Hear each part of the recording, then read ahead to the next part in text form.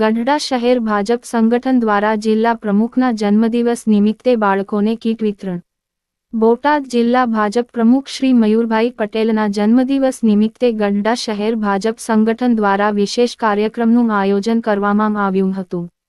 ગઢડા શહેરના ભડલી ઝાપા વિસ્તારમાં આવેલી આંગણવાડી કેન્દ્ર ખાતે નાના બાળકોને કીટનું વિતરણ કરવામાં આવ્યું.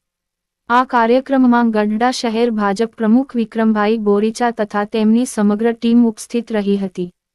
સમાજ સેવા અને લોકકલ્યાણને કેન્દ્રસ્થાને રાખીને આ પ્રકારની ઉજવણી દ્વારા ભાજપ સંગઠને માનવતા સેવા અને સામાજિક જવાબદારીનું ઉત્તમ ઉદાહરણ પૂરું પાડ્યું હતું. નાના બાળકોના ચહેરા પર આનંદની ઝલક સ્પષ્ટ દેખાતી હતી. બાળકોને વિતરણ કરાયેલ કીટમાં તેમના રોજિંદા ઉપયોગી સામાનનો સમાવેશ કરવામાં આવ્યો હતો. આ અવસરે ભાજપના આગેવાનો દ્વારા મયુરભાઈ પટેલને જન્મદિવસની હાર્દિક શુભેચ્છા પાઠવવામાં આવી હતી અને આવનારા સમયમાં પણ આવા સેવાકીય કાર્યો સતત કરવામાં આવશે તેવી પ્રતિબદ્ધતા વ્યક્ત કરવામાં આવી હતી.